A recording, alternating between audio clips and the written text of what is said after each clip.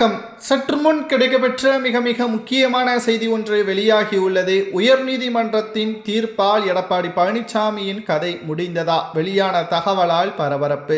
அதிமுகவில் உடனடியாக பொதுக்குழு செயற்குழுவை கூட்ட வேண்டும் என்று எடப்பாடி பழனிசாமியை எதிர்த்து களத்தில் நிர்வாகிகளும் அதிமுகவின் மாவட்ட செயலாளர்கள் 40 பேரும் அதிமுகவில் பொதுக்குழுவையும் செயற்குழுவையும் உடனடியாக 2 மாதங்களில் கூட்ட வேண்டும் என்று வழக்கறிஞர் மூலமாக நீதிமன்றத்தை நாடியுள்ளனர். கிட்டத்தட்ட 3 வாரங்களாக இந்த வழக்கு விசாரணை அடுத்த கட்டத்திற்கு கொண்டு செல்லுமா என்று எதிர்பார்க்கப்பட்ட நிலையில் தற்பொழுது நீதிபதியின் முன்பாக இந்த வழக்கு நேற்று விசாரணைக்கு வந்துள்ளது.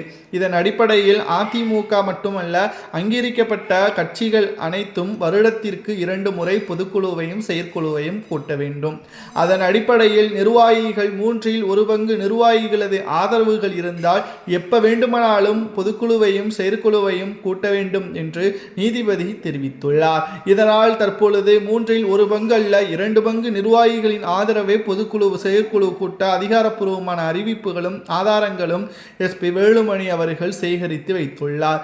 மேலும் மாவட்ட செயலாளர் பதவியை எஸ்பி வேலுமணிக்கு பறித்ததன் காரணமாக கடும் கோபம் அடைந்த நிர்வாகிகளும் தென் மாவட்ட நிர்வாகிகளும் அதிர்ச்சிக்கு உள்ளாகி இருக்கக்கூடிய நிலையில் எடப்பாடி பழனிசாமியை எதிர்த்து பொதுக்குழுவில் வாக்குகளை எதிராக செலுத்த உள்ளதாகவும் உடனடியாக எடப்பாடி பழனிசாமி அவர்கள் அதிமுகவின் பொதுச் செயலாளர் பதவியிலிருந்து உடனடியாக ராஜினாமா செய்ய வேண்டும் என்பதற்கேற்ப தகவலும் தற்பொழுது கிடைக்கப்பெற்றுள்ளது.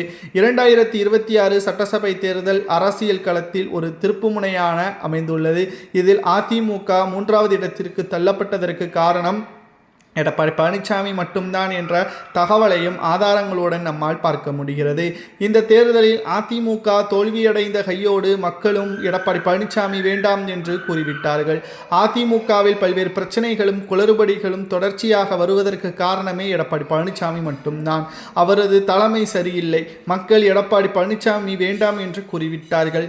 இரவோடு இரவாக 30 பேரை மாவட்ட செயலாளர் பதவியிலிருந்து பறித்தும் புதியவர்களை நியமித்தும் எடப்பாடி கட்சியின் மூத்த நிர்வாகிகளுக்கு துரோகமும் செய்துவிட்டார். இதனால் உடனடியாக பொதுக்குழு செயற்குழு கூட்ட வேண்டும் என்று நீதிமன்றத்தை நாடிய நிர்வாகிகளுக்கு எஸ்பி வேலுமணிக்கு அடித்த அதிர்ஷ்டமாக நீதிபதி தற்பொழுது அதிமுகவில் உயர்மட்ட குழு மற்றும் அதிமுகவின் பொதுக்குழுவை அறிவிக்க நீதிமன்றத்தின் முழு அதிகாரங்களும் தற்பொழுது சாதகமாக எஸ்பி வேலுமணிக்கு வந்துள்ளது. இதனால் உயர்நீதிமன்றத்தின் தீர்ப்பால் எடப்பாடி பழனிசாமியின் கதை முடிந்ததாக சமூக வலைதளங்களில் கூறப்படுகிறது. அனைத்து இந்திய அண்ணா திராவிட முன்னேற்ற கழகத்தில் பொதுக்குழு செயற்குழு கூட்டப்பட்டு முடிவுகள் எடப்பாடிக்கு எதிராக இருந்தால் அவர் பதவியிலிருந்து மட்டும் நீக்கலாமா அல்லது கட்சியை விட்டும் விலக்கலாமா என்பதை மக்களாகிய அதிமுகவின் தொண்டர்களாகிய உங்களது கருத்துக்களை கமெண்ட் வாயிலாக கூறுங்கள்.